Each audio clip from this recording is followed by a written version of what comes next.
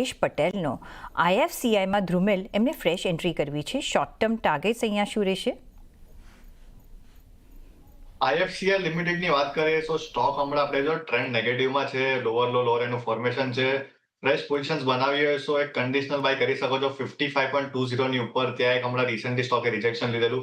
જો 55.20 સરપાસ થશે સો જે સ્ટોકનો ટાર્ગેટ બનશે એ શોર્ટ ટર્મમાં 58 અને 58.5 નો બનશે. સો તમે શોર્ટ ટર્મ માટે 58.5 ના ટાર્ગેટ માટે બાઇંગ કરી શકો છો.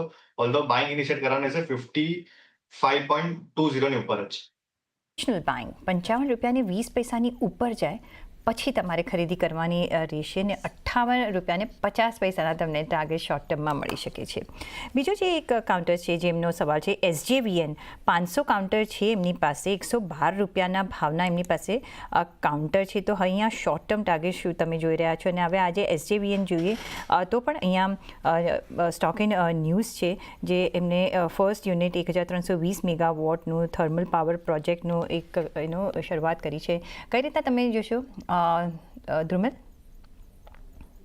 સો એસજેવીએન ની વાત કરું તો હમણાં એમના કોસ્ટના નીચે છે. તો ટેકનિકલી હમણાં જો સ્ટોકમાં એક ફોલિંગ ટ્રેન્ડનું બ્રેકઆઉટ આવે છે તો તમે કરંટ લેવલ્સ પર એવરેજિંગ કરી શકો છો. હમણાં કરંટ લેવલ્સ 99.70 ચાલે છે. જે આમાં ટાર્ગેટ બનશે પેલો 105 નો બનશે, અને જે ઇફ 105 નો લેવલ સરપાસ થાય છે સો જે બીજો ટાર્ગેટ બનશે ઓલમોસ્ટ 112 નો બનશે. તો તમે કરંટ લેવલ્સ પર એવરેજિંગ કરો, ડાઉન સાઇડ પર એક સ્ટોપ લોસ મેન્ટેન કરો.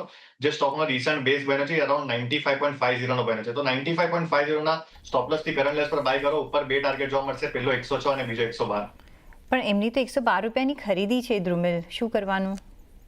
સો તમે બે ટ્રાન્ઝિસમાં બાઇંગ કરશો તો તમારી એવરેજ 106 ની થઈ જશે. તો તમે 112 પર એક્ઝિટ લઈ શકો છો અને સ્ટોપ લોસ 95 નો રાખો. 500 ક્વોન્ટિટી છે તો કરંટ લેવલ્સ પર 500 ક્વોન્ટિટી એડ કરો તો તમારી એવરેજિંગ 105 106 ની થશે.